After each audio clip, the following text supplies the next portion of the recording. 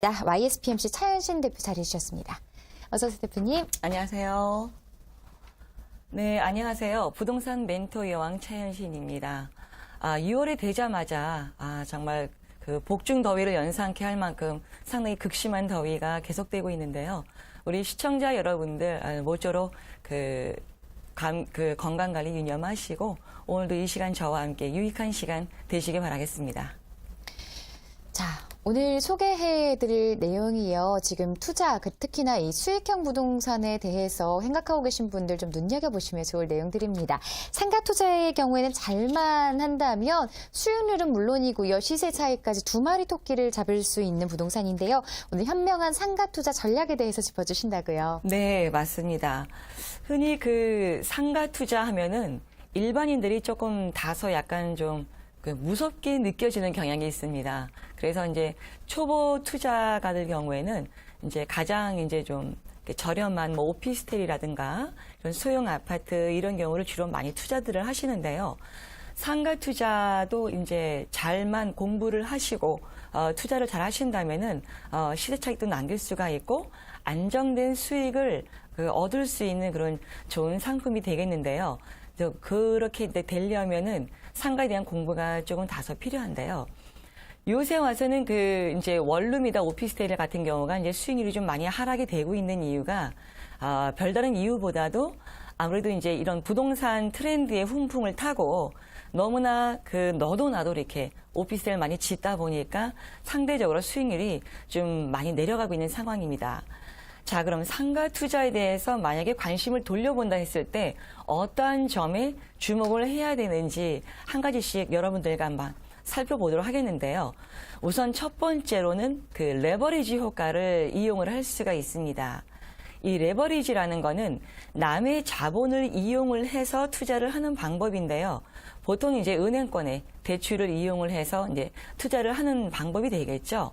근데 요즘 같은 경우에는 이제 금리가 올라가고 있기 때문에 대출에 대한 비중을 과거에는 많게는 70%, 60%, 70%였지만 이제는 이제 50% 아래로 한 40% 정도의 비중으로 좀 낮추는 것이 좀 안정된 투자가 되겠다 이렇게 말씀을 드리겠습니다. 그랬을 때 예를 들어서 5억짜리 정도의 상가의 분양을 내가 받는다 했을 때 거기에 이제 아래 그림을 보시면은 금리에 따라서 수익률이 달라질 수가 있겠죠. 그래서 예를 들어서 이제 5억짜리의 40% 대출을 받았을 때 금리 3% 적용을 한다면은 수익률은 한 8.8%에 가까운 수익률이 되겠고요. 또 금리 5%라면 이제 7.33%로 수익률이 된다고 봤을 때 이렇게 금리에 따라서 수익률이 1.5%나 이상으로 차이가 많이 난다는 것을 볼 수가 있겠습니다. 그래서 요즘 같은 경우에는 대출 금리가 좀 많이 올라가고 있는 상황이기 때문에 가급적 상가를 투자하실 때 대출 비중을 좀 줄이는 것이 좋다. 이렇게 정리를 할 수가 있겠고요. 이제 두 번째는 공간 활용을 하는 방법이 있습니다. 이 공간 활용이라는 것이 뭐냐면은 서비스 면적을 얘기를 하는 건데요. 같은 1층이다, 또 같은 5층이다 했을 때 그것이 금액에 반영되지 않고 서비스 공간을 더 많이 공급을 받는 경우가 있습니다. 이런 경우에는 추가적으로 수익을 더 늘릴 수가 있는데요. 예를 들면 층고가 높다. 그랬을 때 그걸 복층으로 이용을 해서 그게 위에 부분도 얼마든지 수익으로 돌릴 수 있는 그런 장점이 많이 있다라고 볼 수가 있습니다. 그래서 이렇게 층고가 높은 경우에는 예를 들면 커피 전문점이라던가 음식점 같은 경우를 이제 많이 운영을 했을 때 그 위층 아래층으로 충분히 상가를 활용했을 시에는 추가적으로 수익을 늘릴 수 있는 방법이 되겠다. 이렇게 말씀을 드릴 수가 있겠고요. 또 세 번째 방법에는 이제 파생상가 투자하는 방법이 있습니다. 이 파생상가라는 건 뭐냐면은 대형 시설에 부속적으로 딸린 상가를 얘기하는 건데, 예를 들면은 이제 전체적인 이런 큰 빌딩에 메디칼 빌딩에 거기에 들어선 약국이라던가 또 편의점, 또 대형 이런 복합 시설이 들어가 있는 대형 극장에 딸려 있는 그런 패스트푸드라든가 커피점 이런 것들을 얘기를 하는 건데요. 그 원래의 그 본원 시설에 맞춰서 거기에 수익에 맞춰서 지어진 건물에 거기에 같이 파생적으로 달려있는 그런 상가에 투자하는 거기 때문에 그 상권 시장이라든가 이런 것이 어느 정도 안정적으로 확보되어 있는 상태에서 상가에 투자하는 거라고 볼 수가 있기 때문에 임대 면에서 봤을 때 상당히 그 안정적인 투자의 방법이다. 이렇게 또 정리를 할 수가 있겠습니다. 또 그리고 네 번째로는 이제 상층부 상가에 투자하는 방법이 있겠는데요.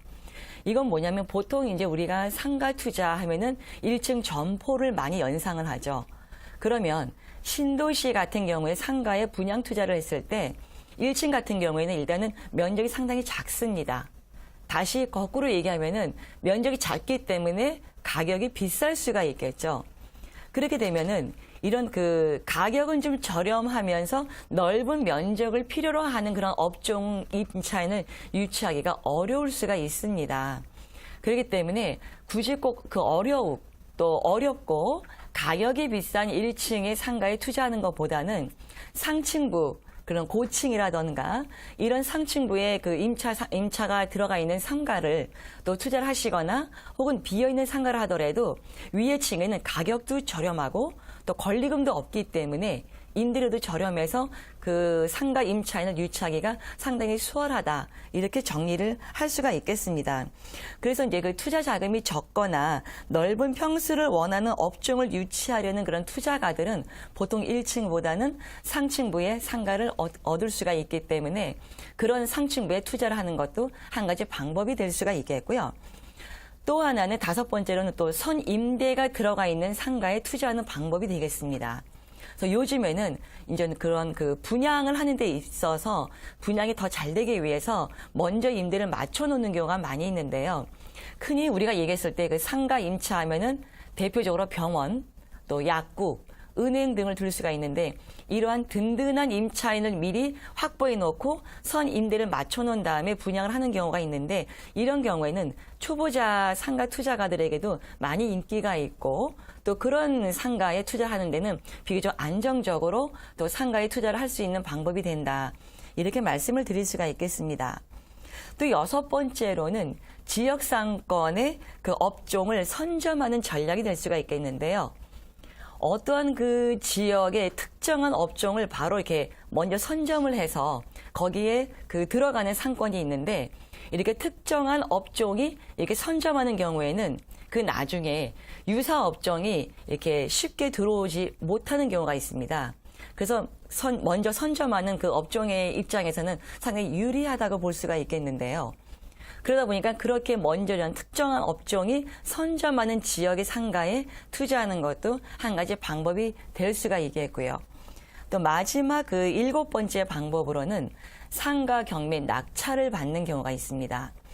보통 이제 이런 든든한 임차인을 확보된 상황에서 그런 그 분양 경매로 상가 낙찰을 받는 경우가 있는데 요새 와서는 그런 그 감정가의 반값 이하로 낙찰을 받는 경우가 많이 있습니다. 그렇게 되기 때문에 가격 면에서 상당히 유리한 반값 이하로 내가 투자를 할 수 있는 방법이 되겠고요. 최대의 이 장점은 저렴하면서 또 그 상가 세입자의 권리금 보호에서 자유로울 수 있다. 이 점이 장점을 줄 수가 있습니다. 이 얘기는 뭐냐면은 그 등기부 등본을 이렇게 여러분들이 보시게 되면은 거기에 앞선 채무가 있으면 그 세입자는 모든 권리를 상실을 하게 되고 그 채무자의 권리를 먼저 그 보호를 해줘야 되기 때문에 기존에 있던 세입자의 그 권리금은 좀 자유로울 수가 있습니다.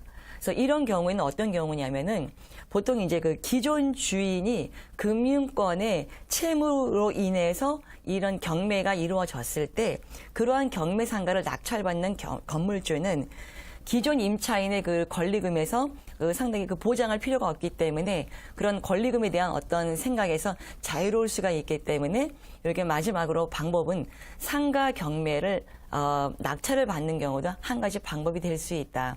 이렇게 정리를 할 수가 있는데요. 이렇게 해서 보통 우리가 알고 있는 1층 점포다, 신도시다 이런 상가의 투자보다는 좀 더 깊게 공부를 하다 보면은 지금 제가 말씀드린 7가지 방법을 통해서 투자하는 상가의 방법을 고려하신다면 조금은 더 실수를 줄일 수 있고 성공하는 상가 투자라고 이렇게 말씀을 드리겠습니다. 그래서 이것으로 오늘 상가 투자의 방법 알아봤습니다. 네, 잘 들었습니다. 수익과 차익을 분리하라라는 조언들 많이들 들으실 텐데요. 그런데 잘만 고르면 얼마든지 두 마리 토끼를 잡을 수 있는 매물 가능합니다. 오늘 상가 투자 시 알아두면 좋을 팁, 전략에 대해서 함께 이야기 들어봤는데요. 아무래도 방송이다 보니까 다 이제 전하지 못한 이야기들이 있습니다. 자, 이런 분들 세미나 참석하셔서 더 알찬 내용들 많이 들어보시면 좋을 것 같은데요. 세미나 일정에 대해서 좀 소개해 주시죠. 네, 다음 주 토요일 날 6월 16일 날 오후 2시에 삼성동에서 멘토 여왕과 함께 집중적으로 이렇게 투자 전략에 대해서 이렇게 자율 방식으로 토론하는 집중 전략 시간을 가질 겁니다. 많은 관심 부탁드리고요. 꼭 예약해 주시기 바라겠습니다. 네, 세미나 예약